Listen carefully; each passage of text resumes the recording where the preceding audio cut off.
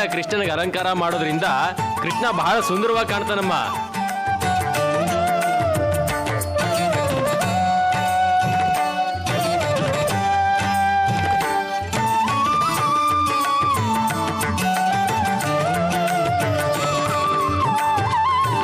ನಾನ್ ನೋಡಿದ ಹಾಗೆ ಈ ಅರಮನೆಯಲ್ಲಿ ಮಾತ್ರ ಹೀಗೆ ಯಥೇಚ್ಛವಾಗಿ ಒಡವೆಗಳನ್ನು ಹಾಕಿ ಪೂಜೆ ಮಾಡೋದು. ಕೃಷ್ಣ ನೋಡಿ ಎಷ್ಟು ಅದ್ಭುತವಾಗಿ ಕಾಣ್ತಾ ಇದ್ದಾನೆ. ಇಷ್ಟೆಲ್ಲ ಒಡವೆ ಹಾಕ್ತಿರಲ್ಲ, ಯಾರಾದ್ರೂ ಕಳ್ತನ ಮಾಡ್ಬಿಟ್ರೆ? ಅಯ್ಯೋ ಅರ್ಚಕ್ರೆ, ನಮ್ಮ ಅರಮನೆಯಲ್ಲಿ ಯಾರು ಕಳ್ತನ ಮಾಡಕ್ ಸಾಧ್ಯನೇ ಇಲ್ಲ. ಇಲ್ಲಿ ಯಾರಾದ್ರೂ ಕಳ್ತನ ಮಾಡಿದ್ದೆ ಆದ್ರೆ ಅವ್ರ ಕೈಯೇ ಕತ್ತರಿಸಾಕ್ಬಿಡ್ತೀವಿ. ಹಾಗಾಗಿ ಈ ಅರಮನೆಯಲ್ಲಿ ಒಂದು ನಾಯಿ ಕೂಡ ಹೇಳ್ದೆ ಕೇಳದೆ ಅನ್ನಕ್ಕೆ ಬಾಯಿ ಹಾಕಲ್ಲ, ಹೆದ್ರ ಸಾಯತ್ತೆ. ಇನ್ನು ಕಳ್ಳರೆಲ್ಲಿಂದ ಬರ್ತಾರೆ ಹೇಳಿ? ನಿಜ. ಇಲ್ಲ, ನಂಗೆ ಅನ್ಯಾಯ ಆಗಿದೆ. ಖಂಡಿತ ಇದಕ್ಕೆ ಪರಿಹಾರ ಆಗಲೇಬೇಕು. ಇವತ್ತಿ ಒಡವೆಗಳನ್ನು ನಾನು ಕದಿಲೇಬೇಕಾಗಿರೋ ಪರಿಸ್ಥಿತಿ ಬಂದಿದೆ. ದೇವ್ರೆ, ನನ್ನನ್ನು ಕ್ಷಮಿಸ್ಬಿಡು.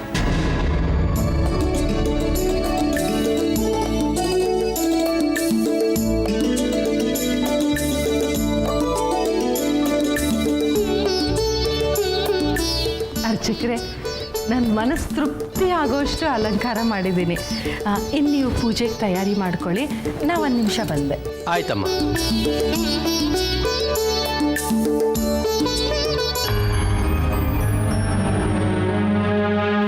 ಶ್ರೀಕಾಂತ, ಒಬ್ಬನೇ ಇಲ್ಲಿ ನಿಂತ್ಕೊಂಡು ಏನು ಮಾಡ್ತಿದೀಯಾ? ಅಲ್ಲಿ ಪೂಜೆಗೆಲ್ಲ ತಯಾರಿ ಆಗ್ತಾ ಇದೆ, ಅಲ್ಲೇ ಬರಬಾರ್ದಾ?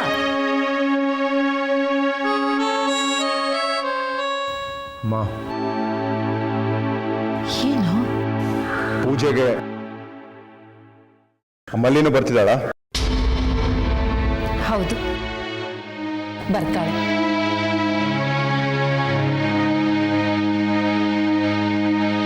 ಅಪ್ಪ ಹೇಳಿ ಹೋಗ್ಲಿಲ್ವಾ, ಈ ಮನೇಲಿ ಏನೇ ಕಾರ್ಯಕ್ರಮ ನಡೆದ್ರೂ ಅವಳನ್ನು ಕರೀಲೇಬೇಕು ಅಂತ? ಅಪ್ಪ ಇಲ್ವಲ್ಲ ಈಗ, ಅವಳು ಕೋಣಲ್ಲೇ ಇರಲಿ ಬಿಡು, ಇಲ್ಲಿಗೆ ಯಾಕೆ ಬರಬೇಕು? ಹೇಗೂ ಆಗುತ್ತೆ. ನಾಳೆ ನಿಮ್ಮ ಅಪ್ಪಂಗೆ ಏನಾದ್ರು ಗೊತ್ತಾದರೆ ಸುಮ್ಮನೆ ಬಿಡ್ತಾರ? ನೋಡು, ಅವಳ ವಿಷಯನ ನಾನು ನೋಡ್ಕೋತೀನಿ, ನೀ ತಲೆ ಕೆಡಿಸ್ಕೋಬೇಡ. ಹೌದು, ನೀನು ಯಾಕೊಂಥರ ಇದೆಯಾ? ಇಲ್ಲಪ್ಪ, ನಮಗೇನಾಗಿದೆ, ಸರಿಯಾಗಿದೆ.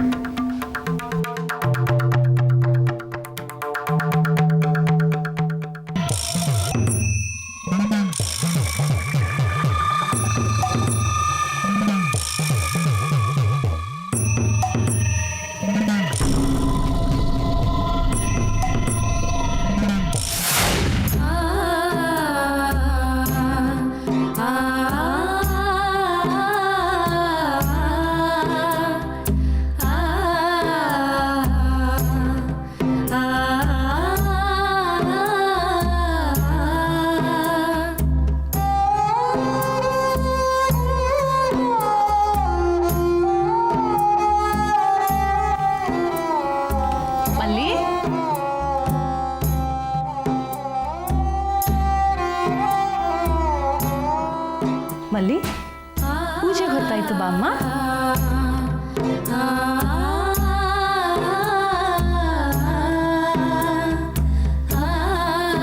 ಏನು ಯೋಚನೆ ಮಾಡ್ತಾ ಇದೀಯಾ?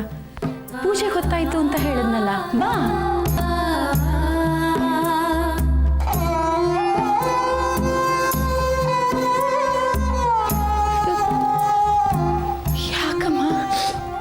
ಯಾಕಮ್ಮ ಕಣ್ಣಲ್ಲಿ ನೀರು?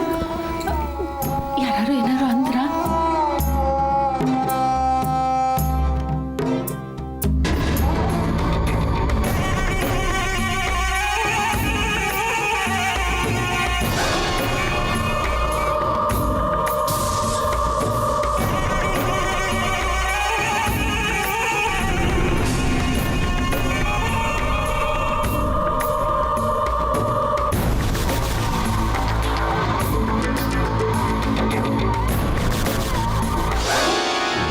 ದೊಡ್ಡ ಯಜಮಾನ್ರು ಏನಾರು ಅಂದ್ರ?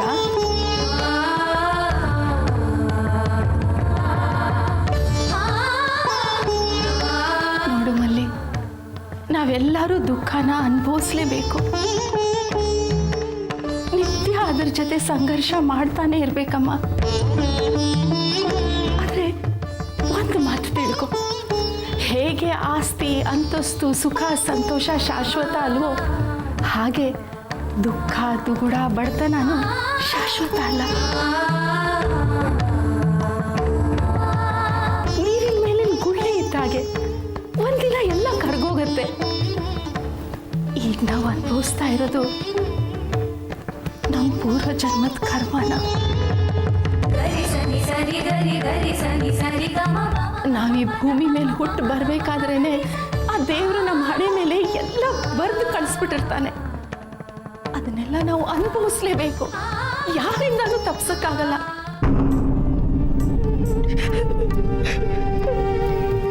ಕೆಲವು ಸಲ ನಮ್ಮ ಜೀವನದಲ್ಲಿ ಈ ಕಷ್ಟ ಸಂಕಟ ಎಲ್ಲ ಬೆಟ್ಟದಷ್ಟಿದೆಯಪ್ಪ ಅಂತ ಅನ್ನಿಸ್ಬಿಡತ್ತೆ. ಆದರೆ ಬೆಟ್ಟದ ಮೇಲಿರೋ ಮಂಜು ಹೇಗೆ ಕರ್ಗೋಗತ್ತೋ ಹಾಗೆ ಅವನು ಮನಸ್ಸು ಮಾಡಿದ್ರೆ ಈ ಸಂಕಟ ಎಲ್ಲ ಒಂದೇ ನಿಮಿಷಕ್ಕೆ ಕರ್ಗಿಸ್ಬಿಡ್ತಾನೆ. ಆದ್ರಿಂದ ನಮಗೆ ತಾಳ್ಮೆ ಇರಬೇಕು, ಅವನ ಮೇಲೆ ನಂಬಿಕೆ ಇರಬೇಕು, ಎಲ್ಲ ಸರಿ ಹೋಗುತ್ತಮ್ಮ. ನೋಡು, ದೇವ್ರು ನಮಗೆ ದುಃಖ ಕೊಟ್ಟ ಕಷ್ಟ ಕೊಟ್ಟ ಅಂತ ಅವನ ಮೇಲೆ ಕೋಪಿಸ್ಕೋಬಾರ್ದು, ಅವನನ್ನು ಮರ್ತು ಬಿಡಬಾರ್ದು.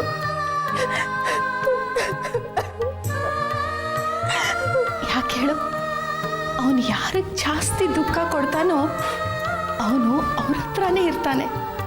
ಹಾಗಾಗಿ ದೇವರು ನಿನ್ನ ಹತ್ರನೂ ಇದ್ದಾನೆ. ನೀನೇನು ಭಯ ಪಡಬೇಡಮ್ಮ. ಈ ಪ್ರಪಂಚದಲ್ಲಿ ಒಂದು ಎಲೆ ಅಳ್ಳಾಡಬೇಕಾದ್ರೂ ಅವನ ಪ್ರೇರಣೆ ಇರಬೇಕು.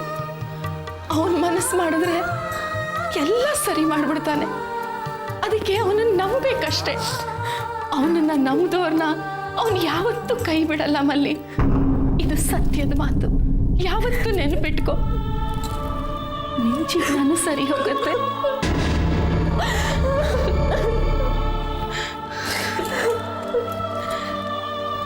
ನನಗೆ ಅರ್ಥ ಆಗುತ್ತೆ ಮಗಳೇ. ಹೇಳೋದು ತುಂಬ ಸುಲಭ, ಆದರೆ ಅನುಭವಿಸೋದು ತುಂಬ ಕಷ್ಟ. ಆದರೆ ಏನು ಮಾಡೋದು ಹೇಳು, ನಮ್ಮ ಹಣೆಯಲ್ಲಿ ಬರ್ದಿರೋದನ್ನ ನಾವು ಅನುಭವಿಸ್ಲೇಬೇಕು, ಬೇರೆ ದಾರಿನೇ ಇಲ್ಲ. ಈಗಿರೋ ಪರಿಸ್ಥಿತಿಲಿ ನಿನಗೆ ಸಾಂತ್ವನ ಹೇಳೋದು ಬಿಟ್ರೆ ನನಗೂ ಬೇರೆ ದಾರಿ ಇಲ್ಲಮ್ಮ. ಸಮಾಧಾನ ಮಾಡ್ಕೊ, ಎಲ್ಲ ಸರಿ ಹೋಗುತ್ತೆ. ಬಾ, ಪೂಜೆಗೆ ಹೋಗೋಣ, ಕಣ್ಣೋರ್ಸ್ಕೊ.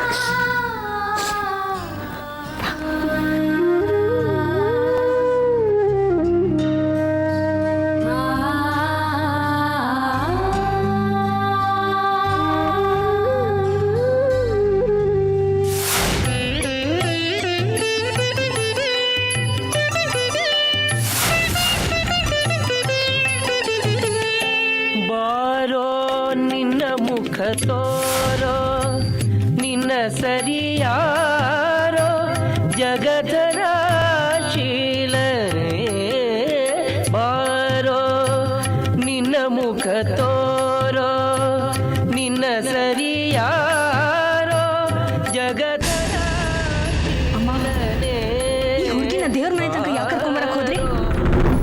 ಗೌರಿ, ಏನ್ ಮಾತು ಅಂತ ಆಡ್ತಿದ್ಯಾ?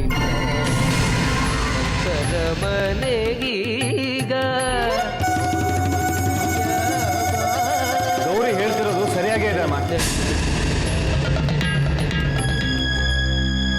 ಅಲ್ಲ, ದೇವ್ರ ಮನೇನಾದ್ರೂ ಪವಿತ್ರವಾಗಿ ಇಟ್ಕೊಳ್ಳೋದು ಬೇಡವಾ? ಜಗದೀಶ, ನೋಡು, ನಿಮ್ಮಪ್ಪ ಏನ್ ಹೇಳಿದಾರೋ ನಾನು ಅದನ್ನೇ ಮಾಡೋದು. ಅಮ್ಮ, ಇವಾಗ ಅಪ್ಪ ಇಲ್ವಲ್ಲ, ಅದಕ್ಕೆ ಪವಿತ್ರವಾದ ದೇವ್ರ ಮನೆ ಕರ್ಕೊಂಬಂದು ಯಾಕೆ ಮೈಲಿಗೆ ಮಾಡ್ತಾ ಇದೀಯಾ? ಸ್ವಲ್ಪನಾದ್ರೂ ಧರ್ಮ ಕರ್ಮ ಅನ್ನೋದು ಉಳಿಲಿ.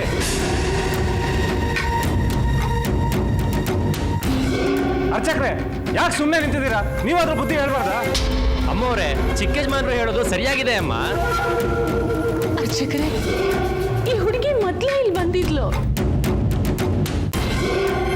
ಅಮ್ಮವ್ರೆ, ನಾನು ಇಲ್ಲದೆ ಇರುವಾಗ ಆ ಹುಡುಗಿ ಇಲ್ಲಿಗೆ ಬಂದಿರಬಹುದು. ಆದ್ರೆ ನಾನಿರುವಾಗ ಇಲ್ಲಿ ಕರ್ಕೊಂಡು ಬರಬೇಡಿ, ಇಲ್ಲಿ ಮೈಲ್ಗೆ ಆಗತ್ತೆ. ಹಾಗೇನಾದ್ರೂ ಕರ್ಕೊಂಡ್ ಬರ್ಬೇಕು ಅನ್ನೋ ಇಷ್ಟ ಇದ್ರೆ ಕರ್ಕೊಂಡ್ ಬನ್ನಿ, ನಾನಂತೂ ಪೂಜೆ ಮಾಡೋದಿಲ್ಲ. ಇದ್ರ ಮೇಲೆ ನಿಮ್ ಇಷ್ಟ.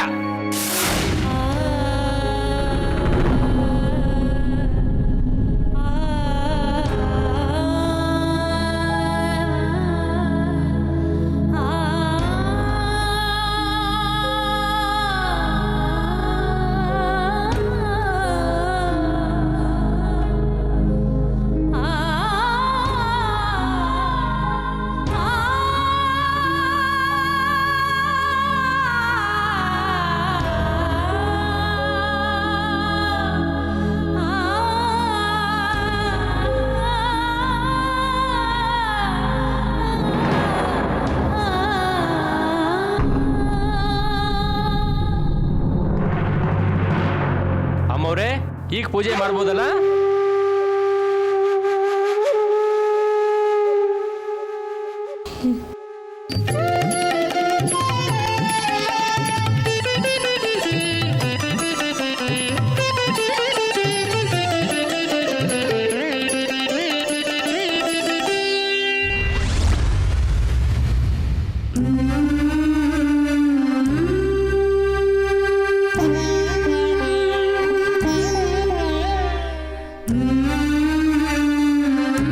ಮತ್ತೆ ಯಾಕೆ ಇಲ್ಲಿಗೆ ಬಂದೆ ನೀನು? ಅದೇನ್ ಘನಕಾರ್ಯ ಮಾಡ್ಬೇಕು ಅಂತ ಬಂದಿದ್ಯಾ ಇಲ್ಲಿ ನೀನು? ಏನ್ ಘನಕಾರ್ಯ ಮಾಡ್ಬೇಕು ಅಂತ ಬಂದಿದ್ಯಾ ಇಲ್ಲಿ ನೀನು? ನಿನ್ನ ಕಂಡ್ರೆ ನನಗಿಷ್ಟ ಇಲ್ಲ.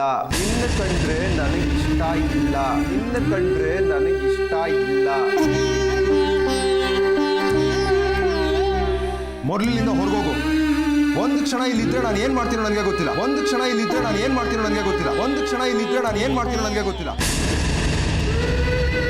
ಪವಿತ್ರವಾದ ದೇವ್ರ ಮನೆ ಕರ್ಕೊಂಬಂದು ಯಾಕೆ ಮೈಲಿಗೆ ಮಾಡ್ತಾ ಇದೀಯಾ? ಸ್ವಲ್ಪನಾದ್ರೂ ಧರ್ಮ ಕರ್ಮ ಅನ್ನೋದು ಉಳಿಲಿ.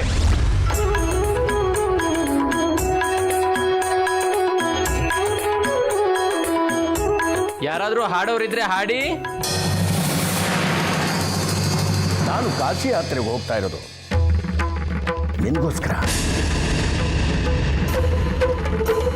ಬರೋದ್ರೊಳಗಾಗಿ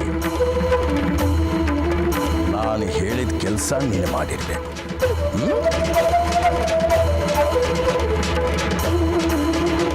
ನನಗೆ ಗೋಪಿ ಹೇಳಿದ್ದ, ನಿನಗೊಬ್ಬಳು ತಂಗಿ ಇದ್ದಾಳಂತಲ್ಲ.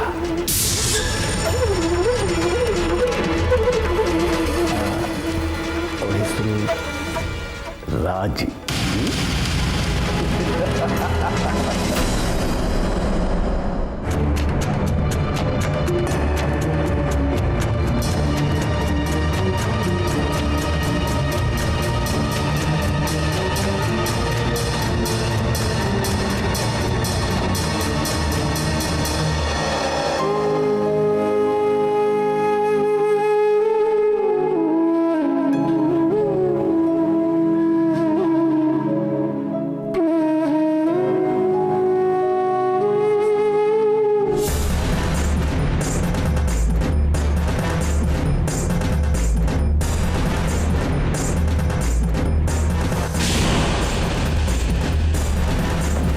ಯಾರು ಬುಕ್ಕೆಲ್ಲ ಜೋಡಿಸಿರೋರು?